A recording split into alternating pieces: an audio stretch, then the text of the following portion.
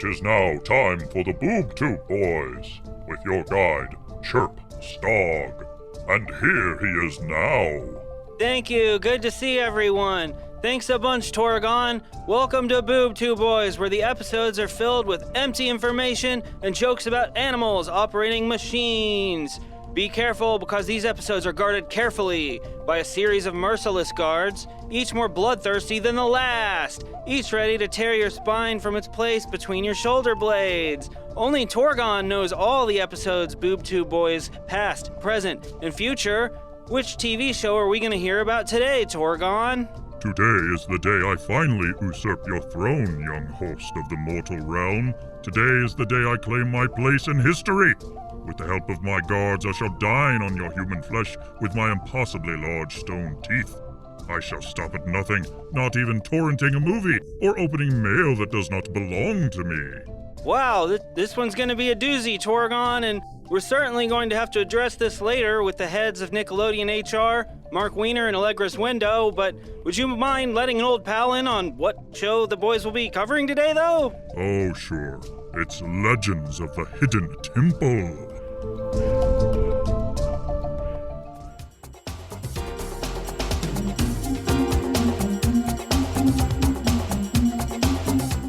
This is Boob Tube Boys. This week we're covering Legends of the Hidden Temple, because we cover TV shows every week.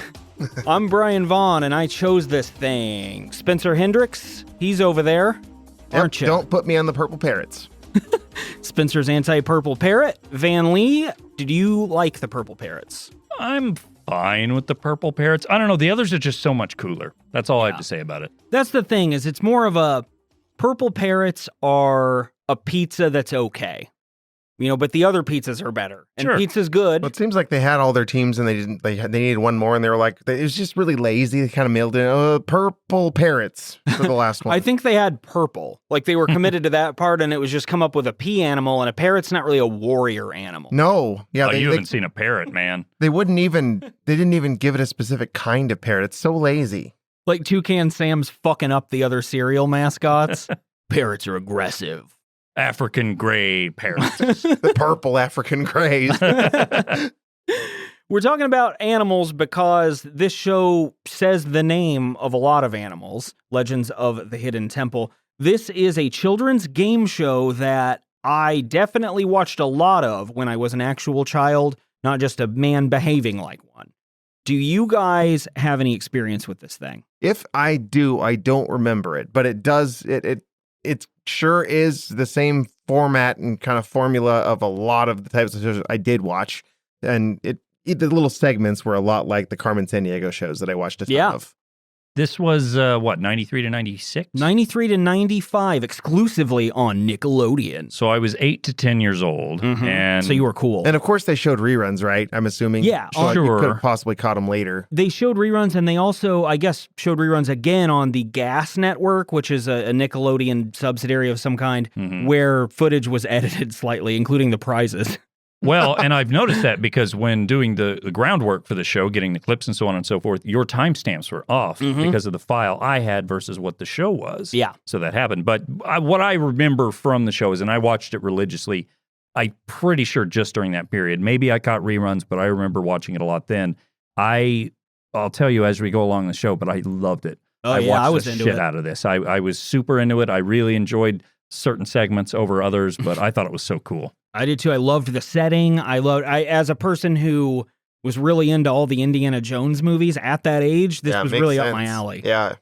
And that is, by the way, what the set was based on. I can really? tell Okay. for sure. Yeah, I didn't know that at the time, and I happened to look it up. And yeah, sure enough. Makes total sense. As Van said, Legends of the Hidden Temple was on Nick from 93 to 95. It was filmed in Orlando because that's where Nickelodeon studios were, which meant also that they pretty much only took kids who lived in Orlando because it was a lot cheaper than flying kids in like a lot of game shows did. These are Floridian kids almost exclusively that we're looking at here. The best kind Are they of the kids. fighting Floridian kids? The Sorry, fighting Floridian Dorf. kids. That's a Dorf reference, listeners. Yeah, you guys wouldn't get it unless you subscribe to our Patreon at patreon.com/Bootu Inc. That's right. Do it. For as little as $2 a month and get all our bonus episodes, some of which are about Dorf. Now, you may get into this more, Brian, but I want to cover it at the outset if you don't have your information. But did you look into kind of behind-the-scenes stuff or how the actors and people felt at the time of the show? Yeah, and we'll be getting into that a lot more next episode after we've concluded the series, but some of that will come here. There's no gross mistreatment of anyone or anything. No, with the exception that you ran these kids into the ground. Yeah. But it wasn't mean. It wasn't mean. I have some pretty funny quotes, though, that we'll get around to next time. It would be also the fact that they picked local ones. It'd be quite funny if they flew someone from across the country and they got eliminated in the very first thing. So that they didn't even get across the whatever they had the obstacle course or whatever at the beginning. So you do like 2 minutes, like, thanks for playing. Here's some Shuffle. Where do you go home? Fly your ass back to South America.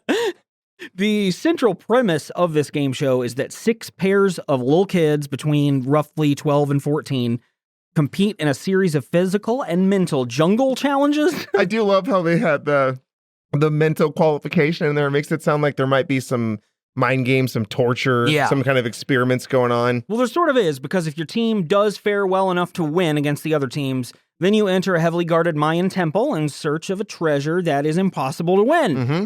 And that is true, by the way. Host Kirk Fogg, who's one of the show's 2 primaries, along with Stonehead Olmec. Kirk Fogg would later say that they only really allowed about 8 teams per year to win. It's even that many? Yeah. Okay. About 30. Well, and they would kind of vary the difficulty, but about 30 teams ever won out of over 130 episodes, I believe. As we'll see as we cover the episodes, their final prize, the big prize, was, I mean, maybe not a massive deal, but it'd be like, you're going to Guatemala. Here's a Best Western. Yeah. And the secondary prize would be like, I hope you like pencils. So, like, they clearly didn't. I mean, the gap between prize 2 and prize 1, very large. On this one, I think it was like a cruise to Mexico or something. It was some really exotic sounding location, but it didn't necessarily fit in with what kids would want. Right. Like, white little kids like, oh boy, Mexico. I mean, I guess the only thing better in that case would be like, you don't have to pay your taxes this year. Mom, what? I don't pay them anyway, do I?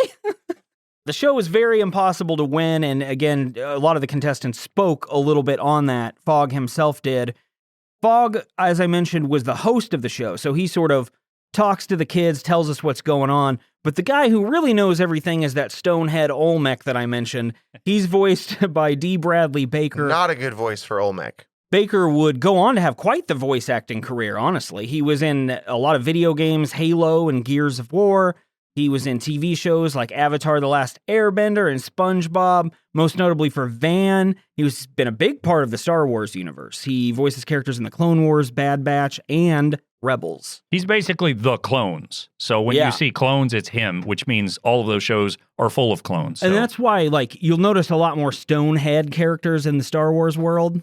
And this is why. It would because of that influence. By the way, that is how D. Bradley Baker looks. Oh, yeah. He's a giant Mayan Stonehead. I would have liked him to have a more resonant, like a deep booming voice, possibly a scary one. It's a little more goofy. He's like, this is Olmec, and the way I tell stories is to talk about things that happen. It's more wizened old man than like frightening artifact. I would have liked it to sound like Pokey in the comedy segment that Van did. In the Seinfeld week. Kirk Fogg was not as successful in the entertainment world. Yeah, as D. Bradley Baker. His credits are less extensive. He's actually rarely been on screen since Legends of the Hidden Temple, though he was a vengeful cop, the lead even, in a made-for-TV movie called Porter in 2006, where he presumably plays a badass, and I need to see it. Yeah, sure. We need to see that, because I've seen him recently, because guess what? You're going to touch on it later. They made a movie, Legends of the Hidden Temple. He's back in it. So I saw him 4 years ago, essentially. He looks the same, but slightly just puffier. Just a little older. So in no scenario is he a badass. No, I wouldn't think so, unless he's been taking a lot of MMA classes or something. And like you just said, Van, they both, Fogg and Baker, reprise their roles in that movie, which was a scripted 2016 movie that was only about an hour long. We got 20 minutes into it, and it was too much. Yeah, that was about it. The show itself has actually been rebooted by the CW this year, with comedian Cristela Alonso as the host, and Baker's back to be a Stonehead again. So that's kind of a thing for him. He's going to be doing it his whole life. You think he's just in that studio? He's the head, obviously, so he can't leave. So when they just bring recording stuff to him? Yeah, he's too heavy. You can't move him, being made of stone. It's kind of like how there's some actors who will forever, no matter what else they do, be associated with a role. Like Leonard Nimoy, he's Spock. I mean, he's acted in plenty of other things, but that's who the guy is. And it's kind of the same way with D. Bradley Baker, who will forever be Olmec, the Mayan artifact in a children's game show, I think, at least. Apparently that was his first role, too. So that is what catapulted him to this lengthy career of voice acting work. The show also had some success relative to a lot of the shows we've talked about. It won a Cable Ace Award for Best Game Show Special or Series in 1995, which is the most legitimate award that any of these kids' shows have won. I mean, it is, but also a Cable Ace Award. Come on. I'm not saying it's great, but it's better than the award that's just like Show Award. Yeah, that's true. I think someone out there has bought a Cable Ace Award at a pawn shop. Yeah. Because whoever won it's like, what do I care about this? Maybe I can pawn it for $20. There's probably a Pawn Stars episode about that. Ugh. I mean, did they have any child awards that are legit, really? I don't know that there is. What, tween Oscars? I wish that was a thing. No, I don't think anything for children's legitimate. No. Like in any sense of... Period. No. Speaking of things being sold, the head of Olmec was sold in 2002, the original head, along with a lot of other Nickelodeon stuff from their 90s run. I would have loved to have just been at this auction. I mean, what are you gonna do with that head? I'd like to admire that purchase, but really, what are you gonna do with it? Where are you gonna put it? I really don't know. Who has the room? Yeah, I would have loved to see who's bidding on these things. Is that nose there? Nicolas Cage. It's Nicolas Cage. It probably is. Is that nose with all those flags hanging out of it there? Is Mark Summers himself there? It was just a bunch of pies. They just sold pie after pie at that auction. Yeah, so as you guys can probably tell, Legends of the Hidden Temple was a pretty popular show that a lot of information's been amassed on because a lot of people our age are looking back on it like, that's kind of fascinating. Well, it's in that golden era of now people our age are doing that. And like, you don't see a lot of 80s stuff or even early 90s stuff getting the treatment that this stuff is. Yeah. As far as reboots, as far as nostalgia and all that sort of thing. So I think it was in the perfect time for that. Rocko's Modern Life was kind of a similar deal. They made another movie of that. You know, just different properties along those lines that occurred in that time really have that success rate attributed to them. That was totally Nickelodeon's, as far as I know, golden era where they made a lot of their franchises. And that's enabled them to reboot a lot of it. And Wienerville still hasn't been rebooted. I'm going to fucking beat that drum forever. Reboot Wienerville. You don't have to. With Mark Wiener? With Mark Wiener. Without further ado, let's discuss Season 2, Episode 12, because that's what it really is on Paramount Plus. The Stone Head of the Evil King. Oh, no. Yeah. Before the episode starts, I don't know about you guys, was treated to one of 600 or 700 Frosted Flakes ads that say, bring out the tiger. Bring out the tiger. Bring out the tiger. Ugh. And I mean, it was between every 3-minute segment of the show. I think it must have worked subliminally for me because when you said it, it came back to me, but in the time I didn't think anything other than, maybe I should get some Frosted Flakes. Your brain's humming at a nice level, trying to avoid you taking in things like that song. I do like Frosted Flakes because it is just sugar. It's just hardened sugar flakes. Song's not good. After the commercials, I don't want Frosted Flakes. You've ruined them for me. I even wrote in my notes much later, I said, if I have to hear the Frosted Flakes Bring Out the Tiger song one more goddamn time, because it's constant. It's every commercial break, and it's like twice a commercial break. Yeah, they paid the most in Paramount Plus ad revenue. I feel like there's a way they could have incorporated that a little bit more subtly.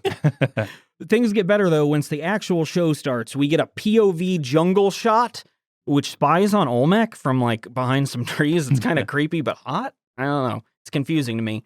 And Olmec then introduces the show, Legends of the Hidden Temple, to the studio audience and to all of us, and then brings in denimed-up Kirk Fogg, who repels from heaven down onto the set. Him and his pouches and his dead eyes. He has like a pouch belt. He's wearing all denim except for this belt with a lot of... It's not dissimilar to how Van is dressed right now. That's right. Don't worry. We're going to post those things online. I said, look at the way this guy dresses. I'm doing that. Van has a real knack for Yeah, this is ongoing tradition the now. most obscure cosplay possible. That no one would get unless they're in that specific moment listening to this with us. Kirk kind of tells us how the show works. You know, there's kids, they're going to battle each other and they're going to try and get in that temple. And Olmec tells us the legend for the day, which is, of course, the stone head of the evil king. Don't they refer to it at one point as heavily guarded too? Well, they refer to it as guarded by mysterious Mayan Temple guards. And those, That's they're pretty that's not fucking all. mysterious Yeah, mysterious and angry. and grabby. Very grabby. There's too much touching happening. I think one of the girls, they just squeeze and hold on for like 5 minutes. Yeah, one of the boys, and we'll get to it later, He I think dies. never came back. What I want to say too about Olmec is, from what I remember as a kid, I think he's like 200% smaller. Yeah. He's not very big. I remember this just towering face. Well, there's another possibility, It's which because is you that were so much smaller. you were a child. Yeah, that and that like TVs were much smaller and horrible to see bubblier with. Yeah, and made of wood. much heavier. Yeah, My really. grandma had a wood TV. We had one at our house that you saw. Yeah, that's right. Because my father would not allow us to modernize the television. Yeah, did they used to, when you got any TVs, you have to like have a crane lift it Pretty for you? much. Like, how did you get that in your house? You Now had to call the just pick it up. Undertaker. You to get it needed out. 3 to 4 people to move a television. Yeah, you really did. Somehow. Once we know that we're dealing with the stonehead of an evil king, Kirk also introduces the 6 teams, each comprised of 2 dumb kids. Purple parrots suck. Purple parrots suck. They're one of the teams, as are the Red Jaguars, Blue Barracudas, Green Monkeys, Orange Iguanas, and Silver Snakes. And I'm going to ask it up top. Which one are you guys? Ooh, I'm a Red Jaguar. Spencer's a Red Jaguar. Van? This is tricky, and I'm afraid I'm going to say the same thing as you, Brian, because you've hyped this team up. It's but very dangerous. I think it's the Silver Snakes Yeah, for me. me But- too. They were Although I do like the Blue Barracudas, I do like the Red Jaguars. Not a green monkey fan. No, monkeys are pretty terrible. I'm with you guys, though. Those are the 3 clear Tier 1 team names. for me. Sure. The Red Jaguars, Blue Barracudas, and Silver Snakes. And yeah, I'm a Silver Snake because silver's cool.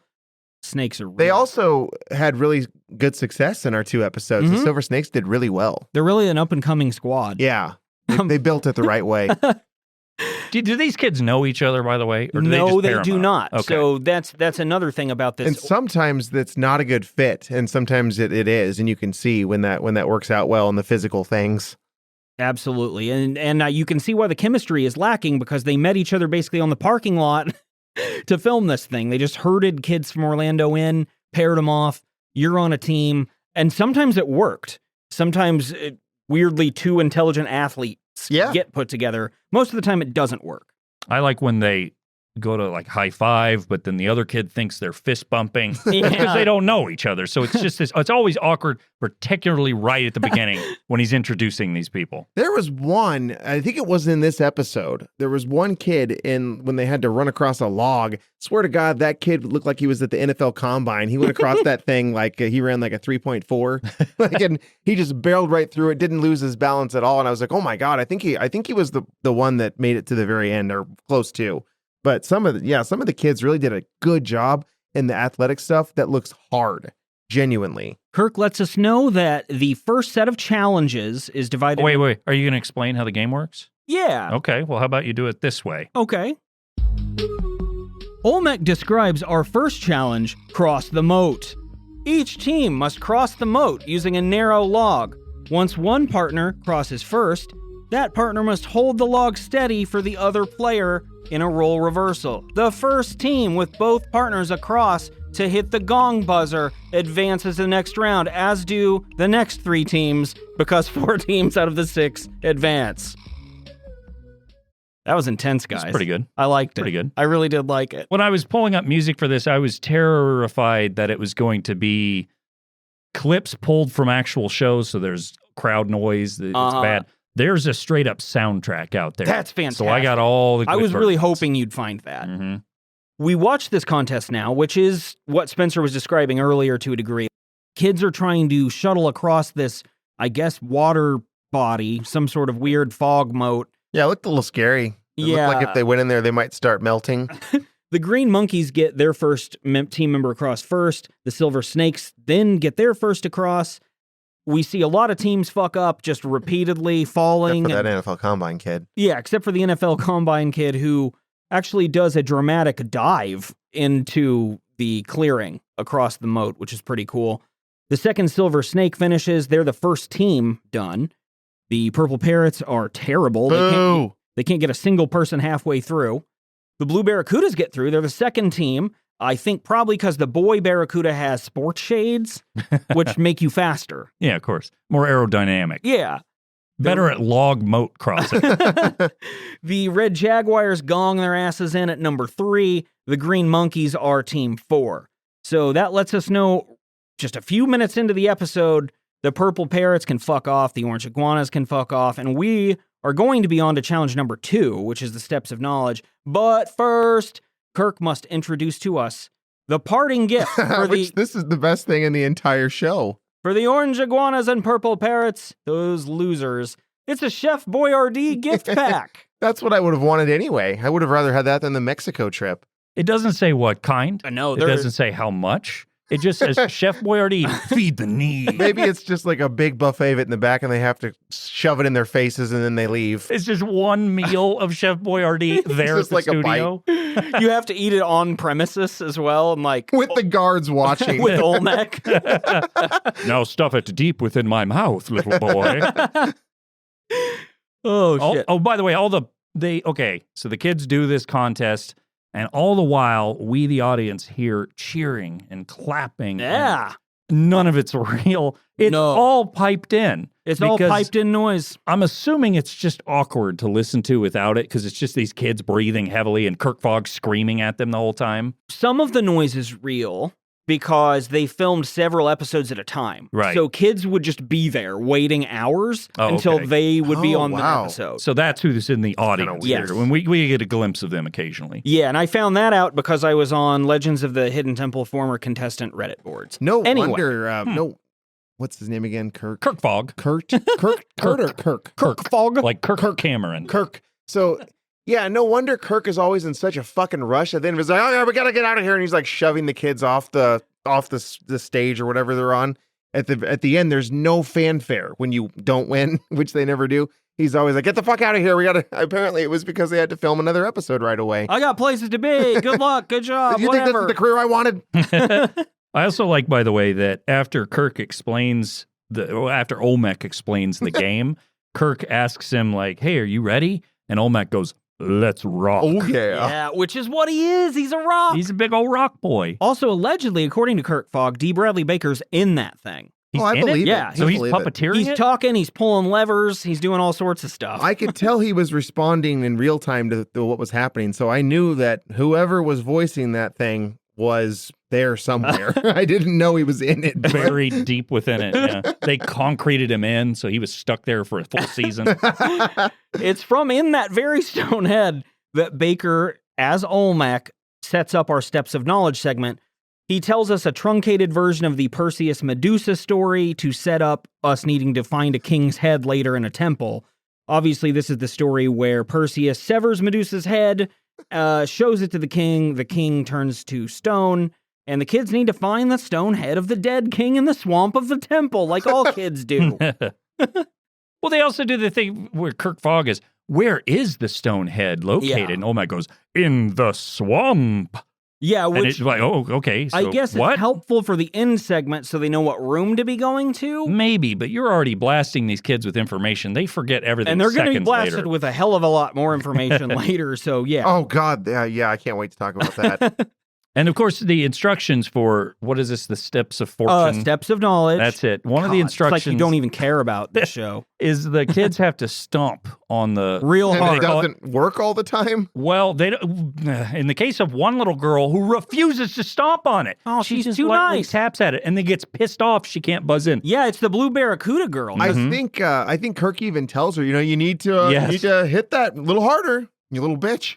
I forget what they were called. They were called ancient writing or ancient markings. Something on the ground which that you is stomp just on. a light that you step on, like a little button. Because that's what this is after he tells the kids the tale, Olmec then quizzes them on what they've heard. And the loser will get eaten by Olmec. Yeah, the loser is Barracuda bait, presumably.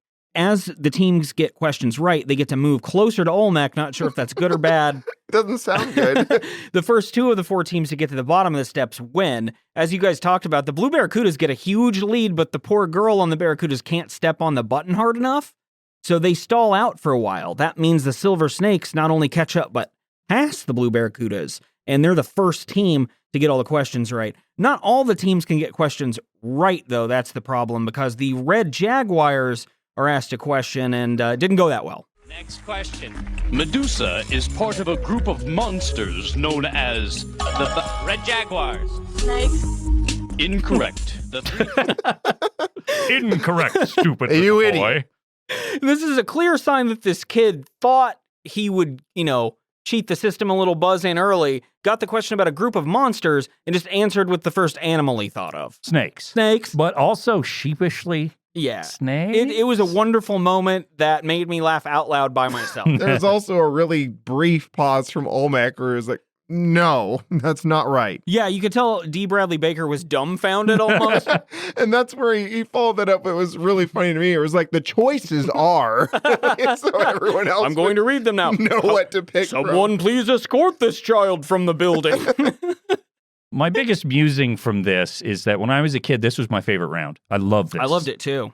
As an adult, I am Super once boring. again wondering how stupid of a kid I was, because these questions are simple. Oh, you weren't smart. You know why? Because you were a kid. Yeah. They can't be. Is the No. problem. That's one of the issues with kids. And it's being proved in this episode No, right I here in like front of the us. I like the athletic segments. Towards the end, I started getting really tense when they're racing and you see both sides doing it at the same time. I was really getting into it. There's one in particular that's so tense. I was uncomfortable.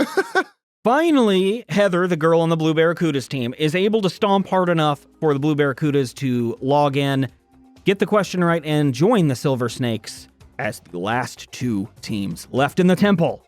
This is pretty dramatic already, and now we're in for a real treat. Kirk, Wait, hang on. Let's make this a cliffhanger. Okay. So we can take our break now, then come back with that treat.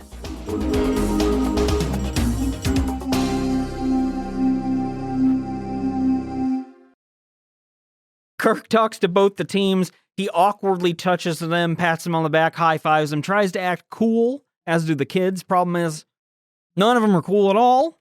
Kirk congratulates the winning teams, though, the Blue Barracudas and the Silver Snakes, sets us up for what's going to happen after commercial, which is the Silver Snakes and Blue Barracudas will battle to see who gets to be murdered in Olmec's tomb. Then he does a bunch of rubbing again to the kids as the camera races around the temple to a 90s drum machine soundtrack that is pretty cool. But don't worry, if you did not get any questions right on the Steps of Knowledge, you're not going away empty-handed. No. Kirk lets us know that the teams that lost will get a $50 savings bond provided by Extra Smart Pages from Golden Books presents Star Wars A Droid's Tale, the ultimate soundbook with the authentic voice of Anthony Daniels, C-3PO himself. I did not add any words to that. I was psyched when I saw this. Yeah, I was this like, was holy wonderful. cow. I wonder how much that's worth now with all the inflation since that time period. Maybe like $50.84. Oh, the savings bond? Yeah. Well, my favorite part about that is that they don't get the Droid's Tale They book. get the bond. They get a $50 savings bond, which does them no good for 20 years. Yeah, and then they look at this thing at age 11 or whatever, like, I want to play with this Star Wars book. I don't want this $50 bond that cannot buy me a Lego pirate set because it's a bond. That's what I would have thought at this time. C-3PO's not even on this bond. Another thing I would have thought, as he is my favorite Star Wars character. Oh, Katie just cringed. Though was not as a kid. As a kid, thought C-3PO was really annoying, hated it. As an adult, I still think he's annoying. I love it. That's basically the difference. Totally fair. Only perspective.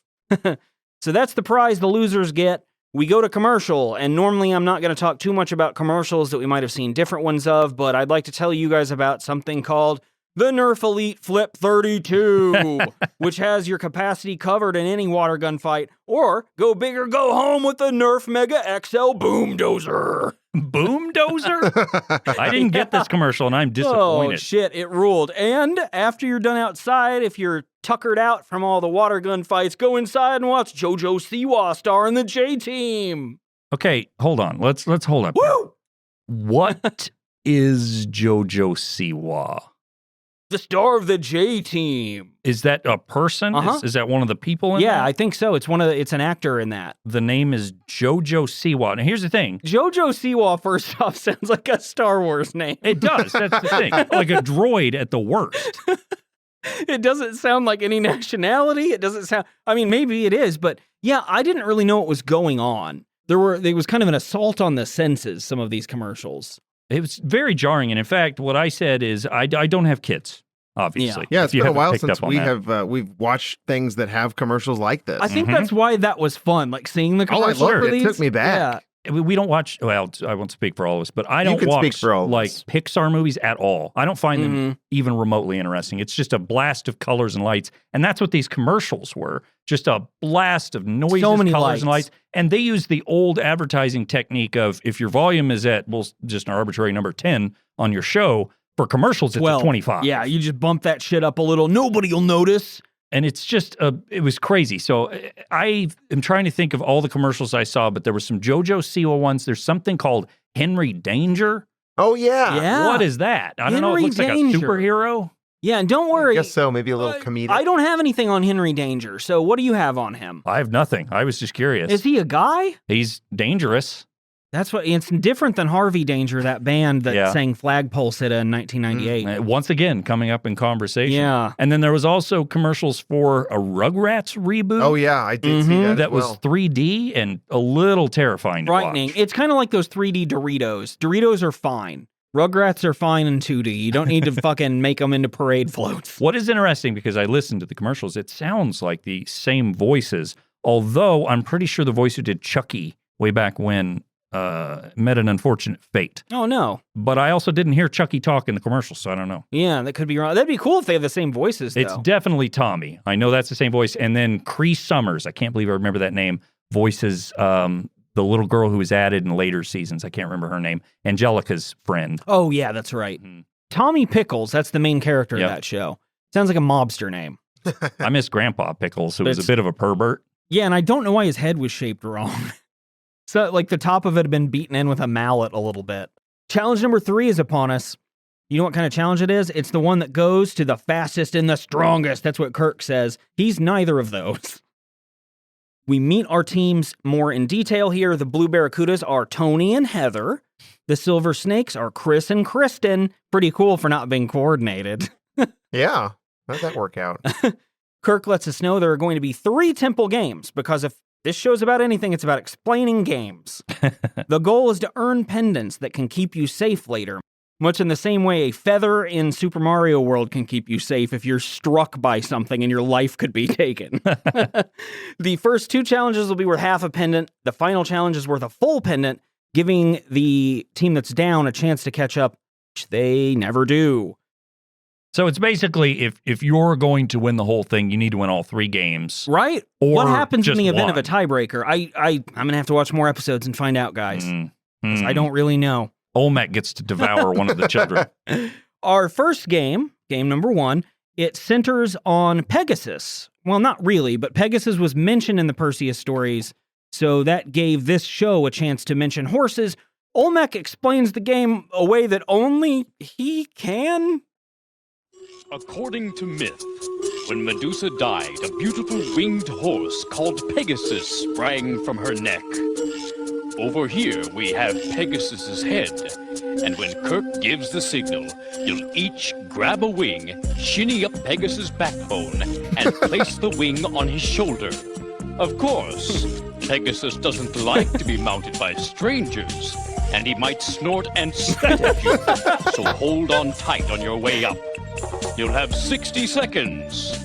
The first player to get 2 wings on Pegasus's shoulders and get him to stop snorting, or the one that's furthest along when time's up, wins. Or the one that he's just kind of admitting no one's gonna finish this. He's like, well, the one who's furthest along is The first child upon whom Pegasus does not defecate will win. Pretty sexy, huh, And kids? the thing, right after that, I think Kurt says, like, all right, so we got to stop these snorting horses or something like that.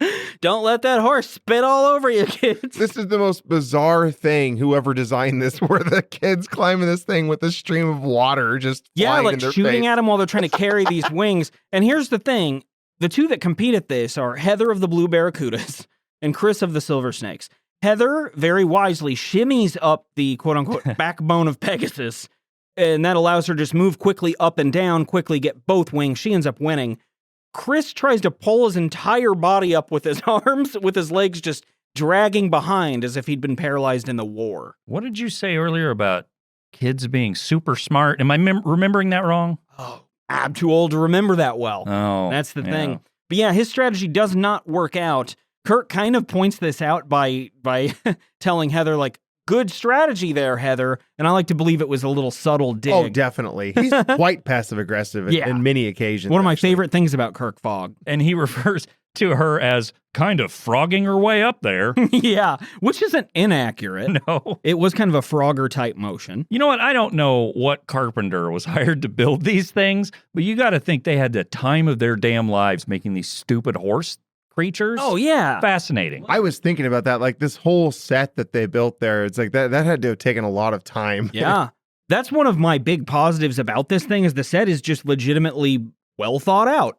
It's pretty cool to look at. I bet it was fun for the kids too, apart from all the pressure and Olmec eating them and everything. Apart from that, I'd want to do some of these games. They look pretty fun. I mean, not now, but No, but I then. can't. I can barely. I walk. wouldn't be able to make it through any of those of the physical parts. There's no chance. But like idealistically, Sure. Game 2, I don't want to do. No. Ol- If it's something that I have to put pressure on my knees, Yeah. if I can stand and do it, that's fine. Olmec introduces a Medusa rock climbing game where Tony and Kristen have to scale a pegged wall with a bag that contains Medusa's head. So they're trying to throw that thing up on attack. Anyway, I don't really know. Let's just let's hear a description of the action because I can't describe it well. Oh my, they have Medusa's head in the bag, snakes are crawling out of it. Let's put 60 seconds on the clock. That's all you need to know. That's pretty much it. That's the game. This also is the one like- that was so nerve-wracking. This one was nerve-wracking. I agree. Yeah. I was, and there was one like this in the second one we watched too, but this one was really intense. And watching the two climb and not sure who to root for. Also, I like how Kirk kind of sounded like he might have been tempted to put more just to watch him suffer or something. It's like, let's go with 60 seconds on the clock here. Do you think they just freeball it? They're like, I don't know, whatever Kurt says at the moment. Yeah, let's do an hour. I hold your fate in my hands. Throw 60 seconds on the clock there, Olmec. No problem, Kirk.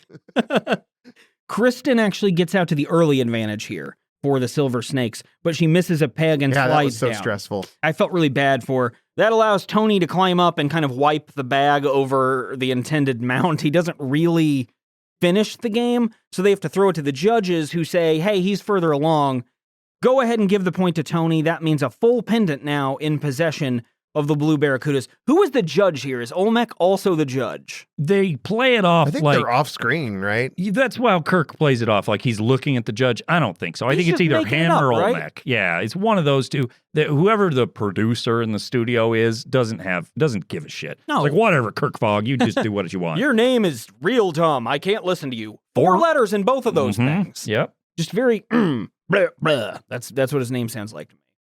Things are looking very dire for the Silver Snakes as we head into game number 3. This is worth a full pendant though. So if they do get the pendant, we get to find out what happens when there's a tie. How do they weigh what games get a full pendant versus a half pendant? Which one somebody just says is last, I think. It's all up to Kirk Fogg. Yeah. And Olmec. He's the god of this universe. You might have thought I was the god, but in truth, it's Kirk Fogg. This third game I could do now, and I think does look fun now. Yeah. This is one I could handle. Olmec tells us about it. It's where you get a giant slingshot to throw fake rocks into fake statues. And the goal is to knock down 4 of them, all 4, in 60 seconds, the allotted Kirk Fogg time that he likes to use, or get more than the other team. Anyway, this looks pretty great. The Barracudas, again, though, start blowing the snakes out of the water, even though there's no water in this game. They get a 3-1 series lead. They wind up winning 3-2 for the clean sweep. You guys know that means Kirk's got to feign excitement, so he starts high-fiving and low-fiving and handshaking the winners. He also, despite the snakes losing, he says he likes them. And there was something about this. He does this a couple times where he's like, good team, though, where he's like a sports announcer. But Yeah, he has to say something, I guess, to redeem it. 'cause But they're there's kids and they there's no lost. major leagues to go to in Legends of the Hidden Templing. There's no get them next time. And this Good one, effort. too, he had some more really passive-aggressive advice. Like when they were shooting the slingshots and missing, he was like, you're supposed to shoot them at the ones that are there. Aim he's for the like- ones that are still there. Well, The to goal be is to fair, win the game. they were awful at this game. The girl with the silver snakes knocks down a thing. The boy comes up next because they alternate. He takes a good, 12 seconds to load the thing up. And then when he fires it, it goes right in the spot of the one she just knocked down. I Like, think just that's went what he whoosh. said. That is that aim for the ones that are still there. I think that is what he mad said. too. Like he was like, "Why would you do that? What are you doing?" We got to film 18 more of these. You get a good look, by the way, in the background of additional helpers. You've seen them throughout. Why are they all wearing crocodile hunter costumes? They've I got don't like know. khaki shorts and a baggy khaki shirt. I guess to fit in the scenery. I maybe. guess. And it's just people who also work at Universal Studios Yes. or something. Interns. The loser kids, the Silver Snakes, they get some Skechers shoes. It's the S. That's all, though. And the shoes morph into other shoes. Yeah. Pretty I don't cool. know if they did that in real life. Yeah, they do. Oh, That's why it's such an important gift to win. I have no way of fact checking it, so I have to assume that that's real. Hey, it's the S. Kirk again feigns more enthusiasm with a lighthearted woo, some more high fives. It's time to talk about commercials again because we see I do, a remote control car commercial. Mhm. It offers the ability to stunt like the real Gravedigger to me. The Gravedigger being, I guess, a really famous monster Yeah, truck. it's that and Bigfoot. Those are the two I've heard of. House knows about them. Yeah, because he's really into it. I forgot we discussed that somehow. At this point, things get serious. We're about to see the actual hidden temple. Olmec gives the Blue Barracudas all the information they're going to need to retrieve that stone head of the evil king, and it is nuts. Labyrinthian. Just thing after thing, like 45 things you'd have to remember. By the time you think it's over, it keeps going. And there are so many rooms and clay pots. Yes. Yeah, and then Olmec's like, the choice is yours. At the end of it, it's like I just listing in my living room forgot all of that. I can't imagine in the moment those kids getting all this information, and they have to do it in like just a couple of seconds. I So- would never be able to do that. I did find out that before they compete, all of the kids on the 6 initial teams get a tour of inside the temple. They get like 4-day briefing to Yeah, remember yeah. They everything. get a tape that needs to self-destruct within 5 minutes. So, but they only get one quick walkthrough, and then Olmec really quickly, like an infomercial ad, telling them 58 things they need to do. Hopefully you brought your hidden temple notebooks and are taking notes, young children. When he was going through that long list on the first one, because I didn't, I was ready for it the second time around, but this first one here, it was so overwhelming to even me. I was like, honestly, I'd be like, that's okay. Just give me the concession price. Give me the second thing. I don't want to do this. Give me I'd the be- Skechers, I'd because be it is tiny. the S. Yeah, it's crazy. I was laughing at the explanation. This happens both episodes because you think it's over, and Olmec keeps talking about more things the kids need to do. You must place the silver monkey together in the silver monkey shrine. Then 55 other things. And it does. Or he has there's like a whole other thing you can do. the Starbucks in the ball pit for a special 25% off. Tell them Olmec sent you. Maybe you should step into this hole, which happens to be my mouth, little children. The best hole of them all.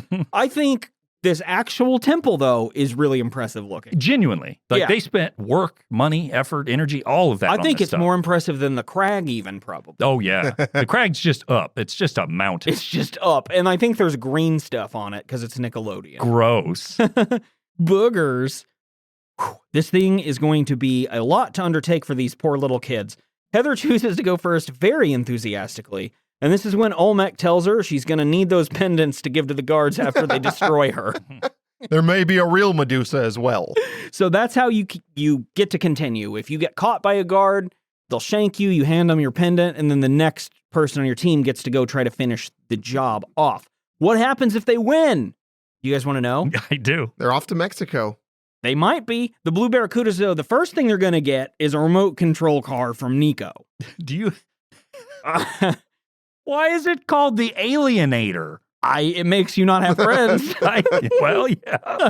But it's literally called the Alienator. You'd think it'd be like the crowd pleaser. No. Like, do you like people? Tough shit. Here's the Alienator. Vroom, You got vroom. friends? Not anymore with the Nico Alienator 500. They'll also get another form of transportation that is not controlled by remote control, but real control, and that's a Schwinn Z-Flash bike. They bury the cool meter, guys. Okay, I have to say this because the first time I witnessed this, again, this is old resolution, like, well, maybe not even 480i. Like, it's so bad. When they have the image of the Schwinn bike, they have another Schwinn bike behind it. Oh, wait, look, Yes. I thought that was just part of the bike. That's So what I it's thought. one bike. It's two bikes. I had to look it up, and I noticed this the second I also time. did, because I first thought it was the most fucked up tandem bike. It's Yes. like you sit on the top one and a frog sits underneath. There's just a wheel somewhere else, and Yeah. I thought, what the fuck is wrong with this bike? Being not a bicycle rider, I was like, huh, that's interesting. Cool bike. Hey, I like how you can't move on that thing at all.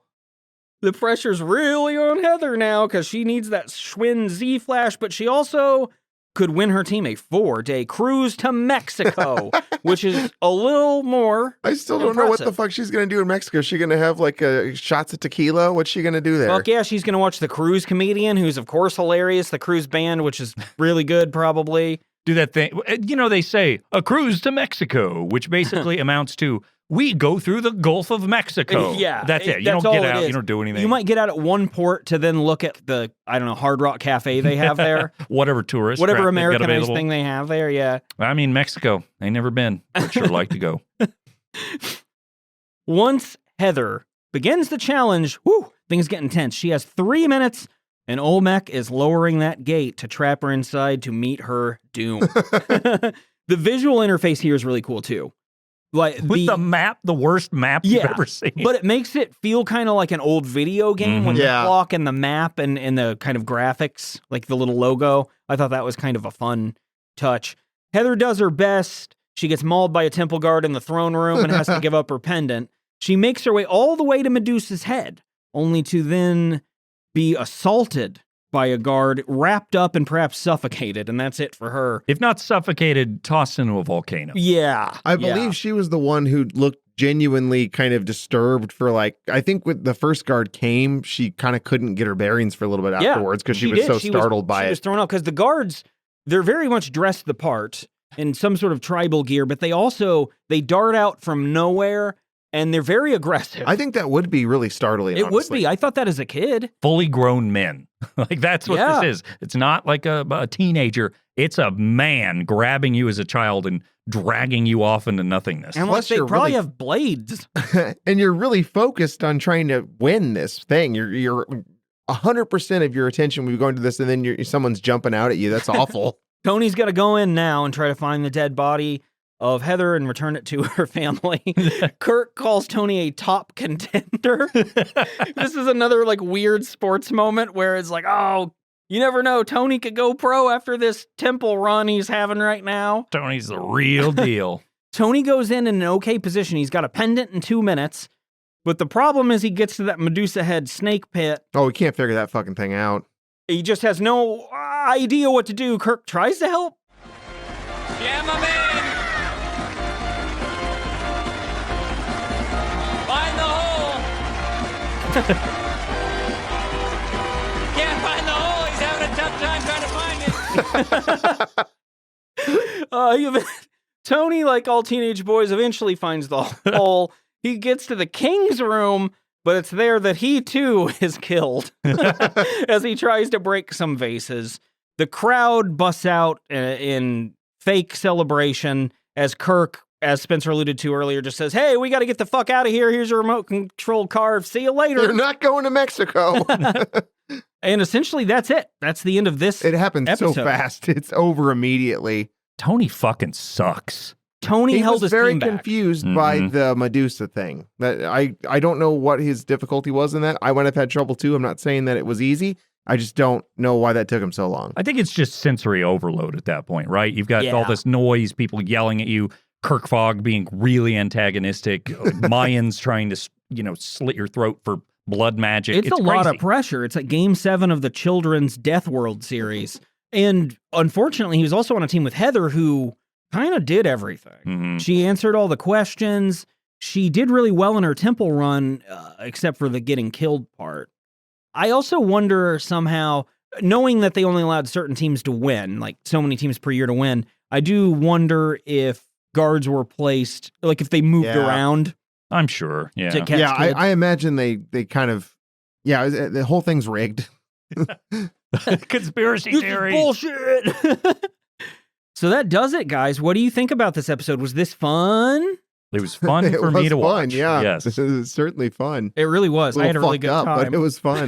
The prizes were great. They made me laugh really hard. I still wanted the Chef Boyardee more than anything else. I can get that. I like Chef Boyardee all right. I mean, I don't need more, but as a kid, that would have been. that would have been like the pinnacle. Would have been what I wanted. Yeah. That would have been. I would not have wanted to go to Mexico. I would have wanted the Chef Boyardee. Yeah, that would have been legitimately if someone. I don't know how much Chef Boyardee there is, but let's assume they give you like 50 cans of it. If I was 11, I would In a be big really pack, excited. you have to carry yourself off the set. Oh, I'd be eating little raviolis, little spaghettis with tiny meatballs. I think you guys are really talking down to the alienator. I mean, how cool would that be? Look, I didn't have any friends as it was. I didn't need to be alienating people with this car that probably insults them until they go away. I have to assume that's why it's called that. It's really, really mean. Well, you could make it up to them in the tandem bike. That I'm isn't sorry, why- my skateboard fucked you up. Let's ride this bike Let's ride instead. this bike taped to another bike. It's 1993. Who cares? Have you met Olmec? my friend Olmec wants to talk to you. My friend Olmec. Hello. How did you get We are going to be back next week to talk more Legends of the Hidden Temple with season 3, episode 14, The Mystical Spellbook of the Imperial Wizard. Mm-hmm. Oh my. You can watch it on Paramount Plus. You can watch us. I guess that sort of works on the internet. At Boob, Don't watch me, please. At Boob Tube Boys is what we are on Instagram and Twitter. We also are individually on Twitter. I'm at Loud Guitar Brian Van. At Manly Vanley. Spencer. At the number 3 French_hen. Yeah, we're everywhere. Everywhere. I mentioned it earlier, but also, we record a bonus episode every week, too. Mm-hmm. We're very busy. If you want to hear those, if you think we're fun, go on, just like Legend of the Hidden Temple is. I even said it the same way. Go to patreon.com/BooTubeInc. Seriously, guys, I think you'll find it worth your time, and we'd really appreciate you donating to us so that we're not forever having to eat our own Chef Boyardee that we pay for. But, until we get on a game show where we Yeah, I mean, win I a bunch. haven't won it, but still trying to. We need that beefaroni, folks. So for this week, the Boob Tube Boys are going to escape the temple and hopefully see you on the other side.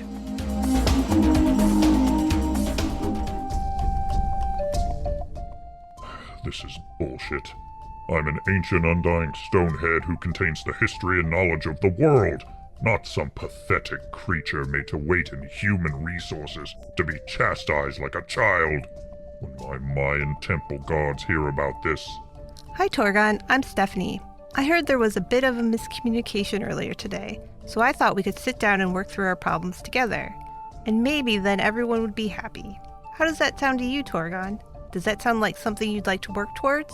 by the grace of Hanub Ku, I, Torgon the Mighty, shall do as I please. Okay, so your coworker Chirp said you threatened him with a series of crimes, including dining on his human flesh? Is that right, Torgon? I must taste his blood. The must be completed as penance for humanity's sins. Yeah, okay. Well, maybe we could work through our feelings instead. Torgon, I'd like you to try some things for me, okay?